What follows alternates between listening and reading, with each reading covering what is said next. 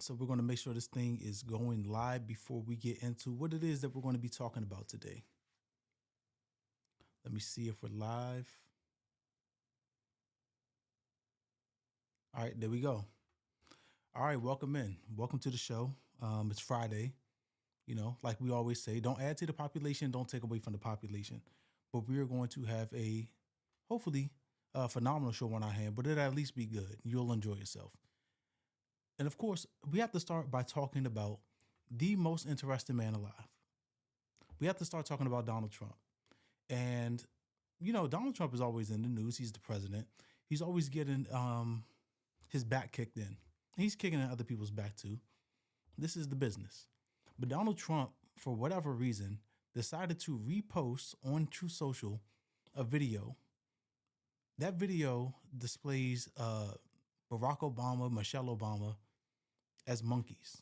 Yes, our president during Black History Month has displayed former President Barack Obama and his wife Michelle as some goddamn monkeys on the the fifth or sixth day of Black History Month, and accordingly, the internet is on fire. So here's the image.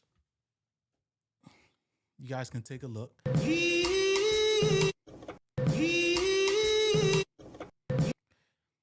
That was the end of a video, right? The video ended up being about 60 seconds long. It's about a minute long video. And it displayed a bunch of different people. I don't know if you guys have seen the video, but it displayed a bunch of different people that are opponents of Trump. I believe it had AOC, it had Chuck Schumer, it had Zohran Mamdani, whose feet Trump kissed when he visited him in the Oval Office last year, or maybe earlier this year. Trump seemed to have a warm welcome for Zohran Mamdani, so not sure what's going on there with that relationship. But at the end of that video, the last couple of seconds, it was Barack and Michelle featured as monkeys. Crazy, right? So the internet, like I said, is up in the storm. It's on fire. Here's a couple of comments. It said this post was an abuse of office and yet more proof that Trump is not fit to hold power. From a constitutional point of view, it should lead to impeachment, alongside about 1,000 other misdemeanors. Need to find some Republican congressmen with courage. Now, there was a Republican congressman. I forgot his name. I forgot who it was, but the guy came out. He said, "This is so racist. I cannot believe President Trump would do this." I don't know why. I don't know why he's so confused or so bewildered that this is something that Trump would do. This is who he is. We remember the first time he was campaigning for president, he had made fun of the disabled guy. Remember? He put his hand on his chest, kind of mocked him. He called those two black women up. He said, "Look at my blacks over there." This is what we've come to expect of Trump. So why, to that Republican senator, this is so left field? I believe the gentleman's name was Tim Scott, actually. The gentleman's name was Tim Scott, the Republican that couldn't believe what he saw from Trump. But this is what we've come to expect of the president, right? At least I do. I don't know what if you guys were under the impression that he wasn't racist, but he very clearly is. Some of the backlash prompted a statement from the White House. And what they said is, "Oh, well, that wasn't Trump. It was one of his staffers." It was a White House staffer, an unnamed staffer, right? Nobody believes that. I don't believe that. Trump is always on his Truth Social. He's always posting. And those are his words, right? These are the things that he believes. So you want to tell me this one time when it's not about all these times where it's been about bombing Iran, taking out Maduro, all of that stuff was a staffer? No. That person walks, talks, and tweets or Truth Socials just like Donald Trump. That was him. It was him all those times when it was about invading another country. And it's him this time when he reposted this video.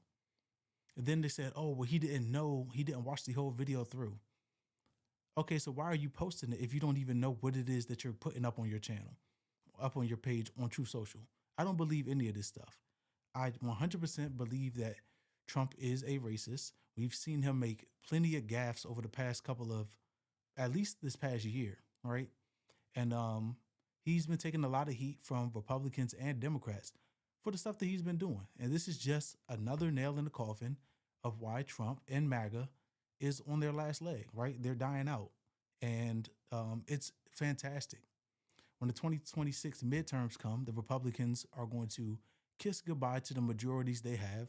Donald Trump is going to sit there and he will be handcuffed for the rest of his presidency.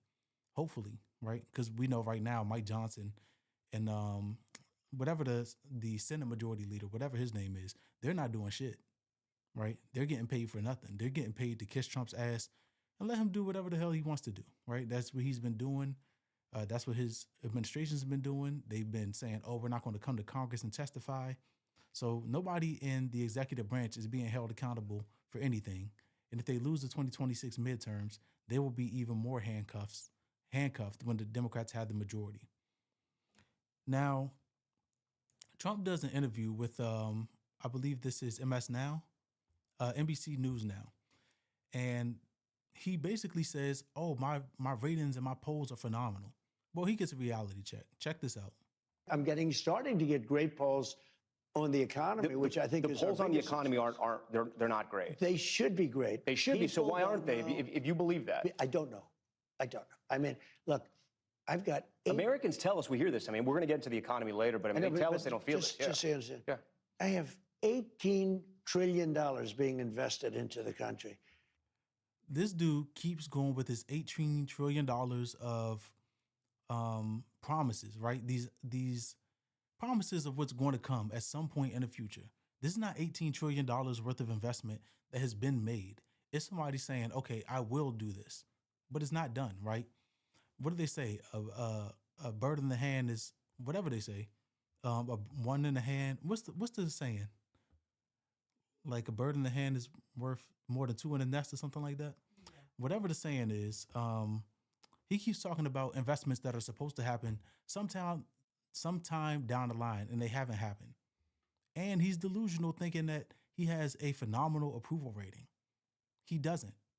He does not. I saw something that said last month that his approval rating was something like 36, right?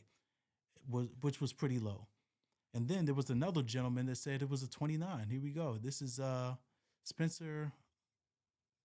I can't pronounce his last name. We're just going to call him Spencer H. But he said breaking. Trump's approval rating is 29%.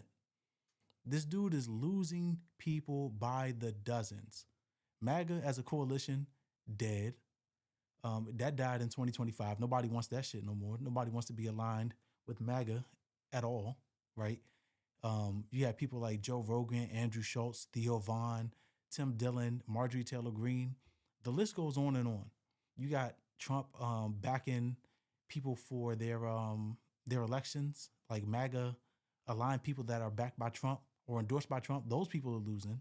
So MAGA as a coalition is dying. Trump is senile and he's deranged and he's tweeting like that and Truth Socialing like that, putting up racist posts about the Obamas. And he thinks that the economy and his approval rating is a lot better than it actually is. Here you have J.D. Vance, and this is why. This is why Trump is in the position that he's in. Because you have people like the vice president that says stuff like this. I'm going to just let you watch the entire video in this interview with Megyn Kelly. It's 43 seconds. Check this out. I mean, like, there was a moment in the Oval Office, I wasn't even in there, but, you know, I was in the West Wing, and somebody sent me where he was talking to Caitlin Collins, who's the CNN anchor. And I have, like, a decent relationship with Caitlin Collins, which is unusual given that she's from CNN. But the president, she's asking a question. The president says, why don't you ever smile? Yeah. And it's actually, like, so perceptive. Even if you're asking a tough question, even if you take your job very seriously, like, why does it always have to be so antagonistic? Well, I laughed because I saw online everybody was calling him sexist for saying that. And I literally said the same thing about Caitlin Collins a year ago on my show. She never smiles. Yes. Every once in a while, you have to smile. Roger Ailes used to tell us that. Every once in a while, you get remember to smile, show the viewers that you have a heart. Real quick, I want to address this comment. It says, please forgive me for saying this on your channel, but fuck Trump. Tim Scott was that person. The same man who said America is a racist country. Yeah, I think that if you're black, you already knew that America does have tinges of racism, 100%. Whether they be overt, covert, You got people like Nick Fuentes that are blowing up, having the best year of his life in 2025, right? The dude has something like a couple 100,000 new subscribers over on Rumble, an obscure streaming site that nobody really knows about. And he absolutely blew up in 2025. And he's a Hitler worshiper. He calls himself a neo-Nazi. So we know that America is a racist country. And, underlying, there are plenty of people that are white that are not racist. But then you have an equal amount of people that are racist, whether they be overt or covert. And Trump is one of them, right? He's been able to secure a presidency. He has the most power. And the people that are in his coalition, whether it be J.D. Vance, who's always kissing his ass and bootlicking and is a snake, we're going to get to him momentarily, or Steve Bannon, these people have underlying racist ideology that drives the policy that they want Trump to push. Now, let me talk about this gentleman, J.D. Vance. He said, oh, well, Trump told Caitlin Collins to smile, and the president, he's so perceptive. This is why Trump goes around doing the stupid shit that he does. Because he has people like J.D. Vance that just praise everything that he says and does. It makes no sense. Oh, look, he told the reporter to smile. He's so perceptive. You never seen anybody in your life that don't look like they smile or having a good time and you just try to cheer them up? Like, what is J.D. Vance talking about? He's saying this as if it's some fantastic revelation about Trump. Like, oh, the president, he's so perceptive. He sees people and he points it out, and I've never met anybody like that. It's bullshit. These are the people that are in Trump's ear. Megyn Kelly, J.D. Vance. They're just doing whatever they can to kiss his ass and give him the utmost compliments. And then he runs out the door and tweets racist shit about Michelle and Barack. Let me see what else we got up here. By the way, when he told Caitlin Collins to smile, it was because she asked Trump, hey, what do you have to say about the Epstein files and the survivors? And he told her, oh, well, you have a grumpy look on your face. Changing the subject because he's in there 3,500 times out of the 3 million documents that were released, last Friday? Trump is in there mentioned 3,500 times in this new tranche of documents, not to mention how many times he was mentioned before. So, he's playing the game of chicken with the Epstein files. Let me see. This is Scott Bessent. When Trump says, why are my approval ratings so low? Look at all the people since 2025, since Trump 2.0, that have been aligned with him. It's all billionaires. It's all fraudsters. It's all January 6 folks that stormed the Capitol and got pardoned. And all of these people have been able to ingrain themselves within the Trump administration, and they're doing phenomenal, whether it be people that got their charges dropped, people that got some money because they're aligned with Trump, whether it be like Jeff Bezos, who just got a Blue Origin deal. And then Trump is trying to enrich himself as well on the back of taxpayers. This is Scott Bessent. This is his Treasury Secretary. He says, let's say Mr. Trump wins the lawsuit that he's putting up about his tax returns being released. It says, where would that $10 billion? Trump is suing the government for $10 billion, the IRS. It said it would come from the Treasury, which Trump appointed. So the gentleman that's interviewing him says, so that money would come from taxpayers? And the answer is yes. He has to admit, yeah, the taxpayer, my boss is going to sue my department. And then we're going to pay him because I'm Trump aligned, right? Everybody in Trump's administration is winning, including Trump trying to get $10 billion off the back of the taxpayer. And he wonders why he has such a low approval rating. It's no wonder. Everybody else is losing, whether it be the farmers in middle America, whether it be foreign countries like Venezuela who had their president captured, whether it be our European allies when he said he was going to steal Greenland. Everybody is losing except for Trump and his people that are aligned with him. Check this out. I'm not going to go too much further down the rabbit hole with Trump, but I want you to see this. Remember how at first you used to have layaway back in the day? And then you kind of got Klarna and Afterpay, and they said, oh, well, you can buy some stuff on Amazon or you can buy some stuff on Fashion Nova if you want to stunt for the weekend, and you could just pay a little bit now and then pay a little bit later, and you could own it. It started off with clothes and stuff like that. Then it turned into food. Remember last year they said DoorDash was going to allow you to buy now, pay later. Now it's your rent. In Trump's economy, in Trump 2.0, people are having to put their fucking rent on layaway. This is why he has such a low approval rating. I don't want to play this whole video, but I just want you to know what's going on outside. So when people like J.D. Vance, Kash Patel, Pam Bondi, what's the girl's name? Carolyn Levitt, when they're in Trump's ear telling him that the American people are doing well, they are not. People are having to put their fucking rent on layaway. And big 2026, this is crazy. So you guys let me know what you think. Like I said, I don't want to beat a dead horse about Trump. We all know who he is. We all know what he's about and what his people are about. So if you have some ideas or some thoughts on the economy, on Trump's approval rating, or just his racist tweet about the Obamas, you can let me know in the comments. We could come back to it in a little bit. Now, I want to talk about Chuck Schumer. I want to talk about these fucking Democrats that have decided to sell the people out once again. Damn, I done pulled up some. Let me preface this by telling you, I do not have a problem with if you're somebody that's aligned with Israel or you want to give them more funding. I don't believe we should be giving foreign aid to countries when we have 42 million people on SNAP benefits, right? But if you believe in that, if that's something that you think that we should do, by all means. This is Chuck Schumer advocating to send more money to Israel. Check this out. Fight for aid to Israel, all the aid that Israel needs. I will continue to fight for it.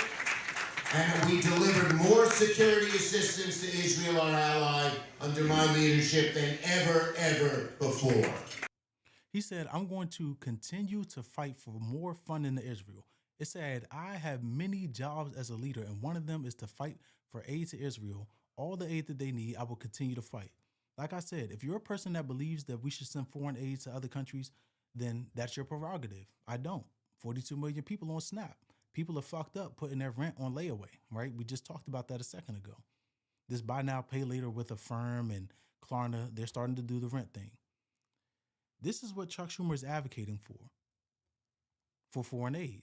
But when it comes to the couple of people that have been shot, a couple of people that have been killed by ICE and CBP, he's like, oh, well, if you just wear a mask, if you just put on a body cam, then okay, we'll give you the funding. That's what he said. So he's willing to fight for foreign aid, but he's not willing to fight for the American people that have literally died in the streets. And this is where my problem is. Here is Chuck Schumer after Democrats have the upper hand with the recent developments that have happened with over in Minneapolis, right? We saw what he has diverted his attention to give him foreign aid. And then look what he says in terms of ICE and what he's willing to do and not willing to do in order to keep you safe. No secret police. These guys go around, these people go around with masks. It makes them more brutal. They're never accountable. No one even knows who they are.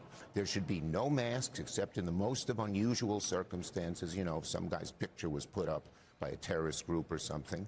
But there should be no masks, no secret police. These guys go around, these people go around. Oh, wait, maybe I was misled. This says should be allowed to wear masks, but then he says no secret police. So maybe I was misled in this clip. Let me check this out. It says Axios, House Democrats found themselves in a familiar situation this week of seething at Senate Minority Leader Chuck Schumer for negotiating the deal with Republicans to keep the government funded. People have said ad nauseum they do not want the government funded until there's major reforms. Major reforms. That means we need to shake this shit up. Not, oh, if you wear a body cam, oh, if you wear a mask, you know, then we'll just let it go. We'll continue to give you $40 billion in increased funding. No, it's none of that.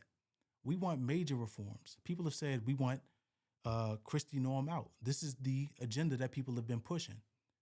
He's fighting tooth and nail for foreign aid. He's not fighting tooth and nail to get these things in terms of securing major reforms with ICE. And things are only heating up, right? It says, while his caucus remains behind him, Schumer is becoming persona non grata for much of the progressive wing of the Democratic Party. This is not new. People feel like he's old and tired, and I believe them, right? This dude, he's been in Congress for a long time, but it's about time to get some new, fresh blood in there. Like, you're not willing to fight. You're willing to grease the palms of Republicans, and I think, it's my personal opinion, Chuck Schumer is a Republican operative, right? He's the Democrat minority leader over in the Senate, but I think he's a Republican operative. Because anytime it's time to stand up and fight, he's like, okay, well, if you just give an inch, then, you could take a mile on the back end. That's not what we need. You know how AOC is trying to shake up the game? You know how Zohran Madani came in and shook up New York? Even though that's that's on the level of a mayor, not of a senator, right? Not on the federal level. Still, people want fresh blood in there. People that are willing to not just ask for the bare minimum. A mask and body cams is the bare minimum. We could do a little more than that. Let me see. It says, I'm going to continue to tell you that Schumer needs to get the hell out over and over and over again until he does. That's one person. We've heard the same basically from Ro Khanna. It says he continues to demonstrate to us that he can't meet the moment, right? He failed the American people on the Affordable Care Act subsidies during the last shutdown. He's failing the people on these ICE reforms. It says the House voted Tuesday to pass an appropriations package that funds the Department of Defense, Health and Human Services, Labor, Housing and Urban Development, State and Transportation until September. This is Chuck Schumer and Hakeem Jeffries. They're doing a tag team to screw you over. And it's only going to lead to DHS and ICE and CBP having more increased interactions with the public because they've given them the green light, right? They didn't ask for any tighter leash on these rabid dogs that are running the street, shooting Americans, killing Americans, right? Do you remember the lady that was shot 5 times by CBP? She just went and testified recently. I think this is her right here. Her name is Miramar Martinez. She was shot 5 times by ICE, and she survived. She went on to tell her story, and she said, I am Renee Good. I am Alice Preddy. I am Keith Porter. My own government attempted to execute me, and when they failed, they chose to vilify me. This is another person that was shot by the agents under the umbrella of DHS, and then they laughed about it. I believe, let me see if I can find the text messages. There was a gentleman in here that was, the gentleman that shot her was basically bragging about it. He's like, 5 shots, seven wounds, right? I guess she had some exit wounds. I can't find it in here, but this is what Chuck Schumer and the Democrats are allowing by not saying, hey, we want major reforms, by not saying, hey, we're going to revert and restrain some of the money that we give you. These people are failing us as the American people, and we're tired of it. I'll tell you that. Let me see if we got any. You guys talk to me. Tell me what's on your mind. Tell me how you're feeling about all of this, about DHS. Tell me how you feel about, the votes that are happening over in Congress in terms of the increased ICE funding. And tell me what you think about this situation with the Obamas. Let me see what else we got circling around about. I really want to try to find this thing where this ICE officer was talking about the text messages where he was saying he shot her 5 times and there was a couple exit wounds. Let me try to see if I can find that. I went through my tricep. Yeah, here's the lady talking about it. Can I show them? Yeah. Okay, so I was shot in my arm right here, and then I went through my tricep, and then it grazed the side of my chest. Reminders of what could have been Marymar Martinez's last day. October 4th, the Department of Homeland Security claimed she rammed a Border Patrol agent's vehicle in Chicago with her car before that agent got out and shot her multiple times. She says she was on her way to donate clothes until she saw what appeared to be federal agents, already becoming a familiar sight in Chicago's neighborhood. I'm going to go ahead and speed this up to 1.25. Let me know if it's too fast or too slow, and we can revert it back to 1. So I started beeping my horn. As a Mexican-American, first-generation USA citizen, I felt it was my responsibility to let my neighborhood know that ICE agents were near. They turned out to be Border Patrol. So I just got next to them, and I was like, get out of here, and I was just like honking. That's when she says they sideswiped her, contradicting Border Patrol's narrative. They immediately stopped. I gotta go somewhere safe. I went to my furthest left, make sure that I wasn't gonna hit them. As I was passing them, they started shooting at me through the side. The agent got out of his vehicle and shot Martinez 5 times. It feels like it's still top of mind for you, right? Nobody thinks this is wild. Nobody thinks like, oh, wait, our government is literally targeting people that, are dissenters or disagreeing with them, pulling them over in the street and trying to execute them. They said, oh, Renee Good tried to hit the officer. Alex Preddy was a domestic terrorist who walked up to the officers and was trying to get him. Now, this lady, what threat did she pose? They said that, oh, she swiped the side of their car, when really they swiped the side of her car and then unleashed multiple bullets into her, hitting her 5 times. That doesn't mean they shot 5 times. That means they hit her 5 times. Probably shot a couple more times than that. But let's let her continue her story. It's painful. Just to talk about it, it's think about it. Just me remembering what happened that day. It's traumatic, honestly. She was charged with forcibly assaulting and resisting or impeding a border agent and labeled a domestic terrorist by the Department of Homeland Security. And then, over a month later, in what became... Isn't it crazy how every single person that they denigrate is a domestic terrorist? It seems like they almost don't believe that this is a serious thing, like a serious label, right? Back in the day, 20 years ago, calling somebody a domestic terrorist meant hey, you need to be executed. We need to find you. You're on the FBI's most wanted list. Now it's just oh, well, we don't like you and we want to denigrate you and manufacture consent for why you should die. So here you go. This is a domestic terrorist. If everybody's a domestic terrorist, nobody is, right? We got to take these things seriously. A critical court hearing, the agent who shot her, Charles Exum, testified the collision was more of a hit, not rammed. Then, these text messages came out where he appeared to be bragging about shooting you. Read it, 5 shots, 7 holes, put that in your book, boys. You were sitting right there. What type of... You were sitting right there, shooting you. This is a federal agent texting this to his friends, right? Thinking that these messages were never going to get out. Well, she took their ass to court and they got out. It said, cool, I'm up for another round. Fuck around and find out. It says, where's the one where they said the 5 bullets? Let me see. Read it. 5. Read it. 5 shots, 7 holes. They're bragging about shooting this lady. This is crazy. This is why I'm saying that Chuck Schumer and Hakeem Jeffries are failing the American public. Because yes, these are isolated incidents, right? It's not the entirety of the multiple and hundreds and thousands of interactions that federal agents have with people. But they say, as they say, one is one too many, right? We shouldn't have anybody that is not a imminent threat dying at the hands of federal agents, right? Whether they be an illegal immigrant that, they need to be deported, right? We're not going to get into whether or not people should be deported, right? You guys can let me know what you think down in the comment section.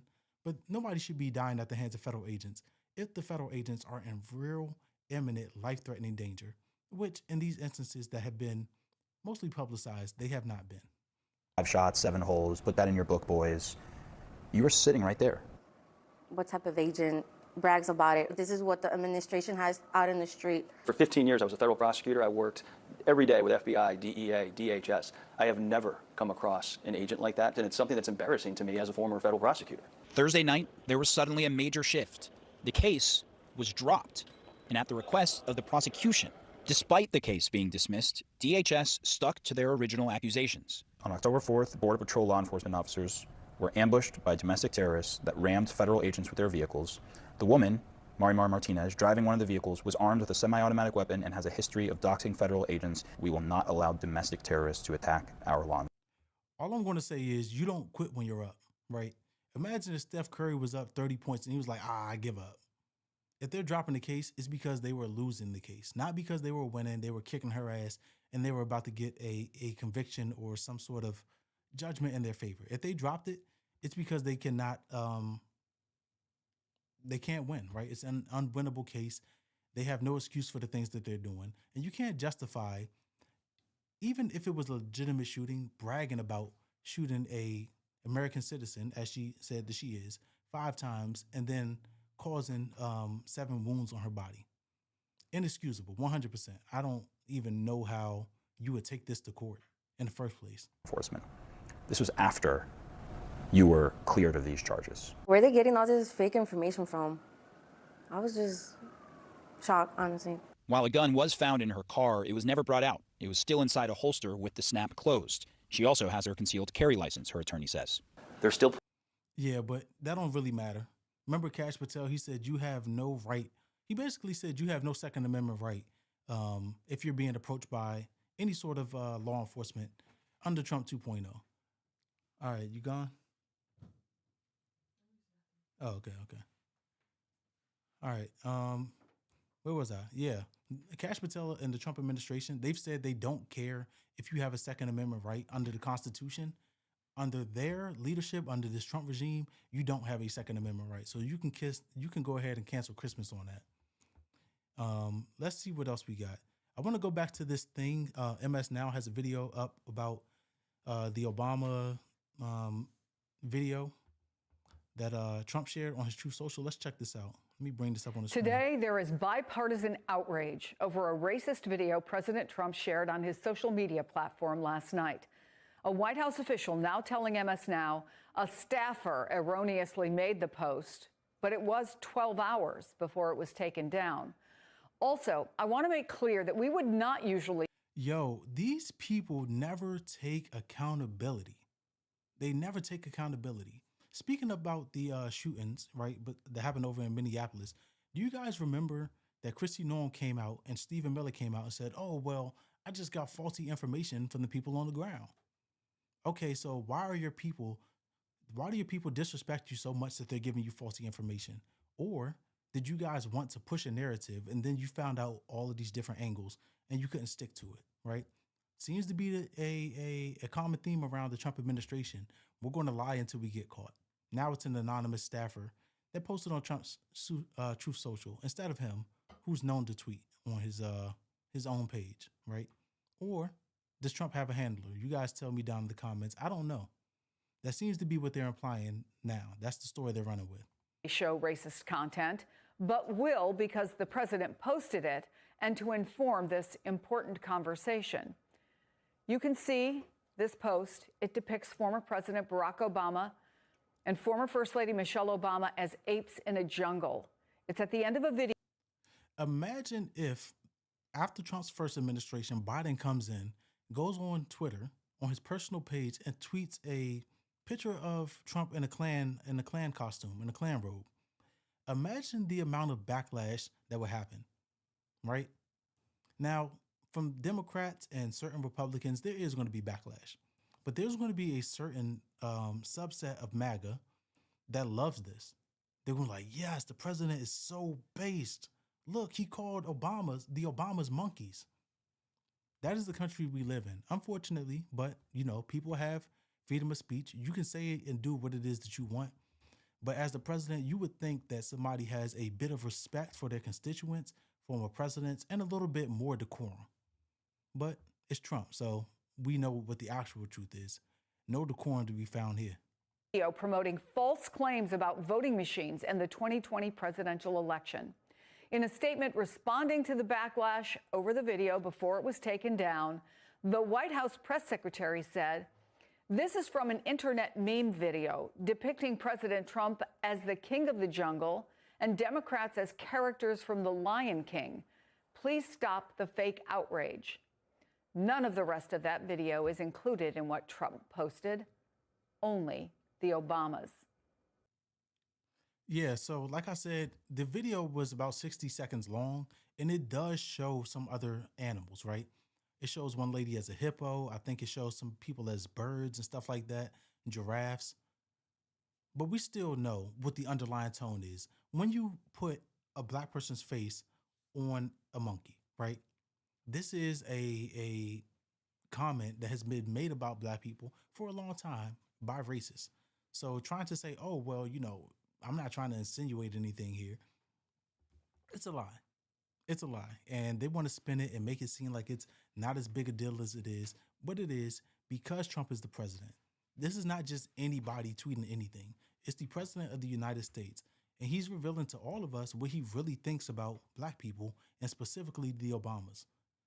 He didn't make the video, but he certainly did post it on his channel, on his page, and he's trying to blame it on the staffer to take away some of the heat from him. This is why he has a alleged 29% rating.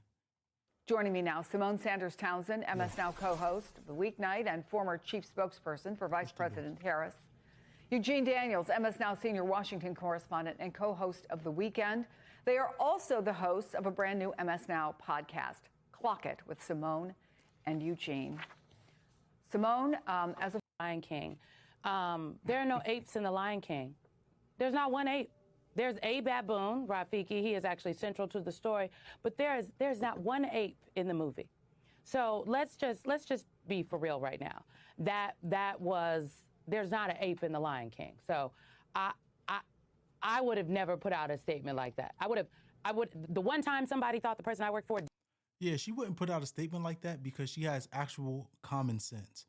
Carolyn Levitt, she looks 40. She's about 29. She doesn't have very much common sense at all, right?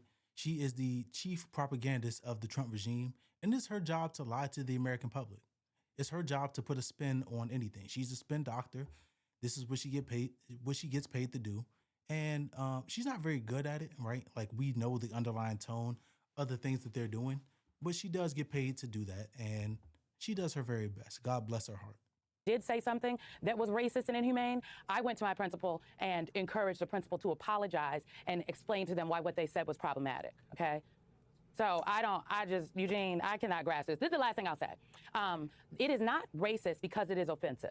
It is offensive because it is inherently racist. The trope about depicting black people as animals goes all the way back to white Europeans looking for a justification for colonization and the enslavement of African people. And it gained prominence in the 1700s and 1800s, and it became a racial, like a scientific theory. I'm using air quotes. And it was a mainstream theory that put a hierarchy that said white Europeans were at the top and Africans were at the bottom, and depiction of apes was very central to this theory. They were at the bottom. They were closer to primitive beings such as apes. Therefore, black people, specifically in that time, Africans, were more better suited for forced labor and domination. So it is.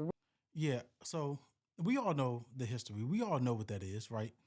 I let her talk a little bit, get her stuff off, but nobody with a functioning brain in 2026 needs to explain to Trump, to Carolyn Levitt, to anybody why it's a denigrating and disrespectful thing to portray black people as apes, right?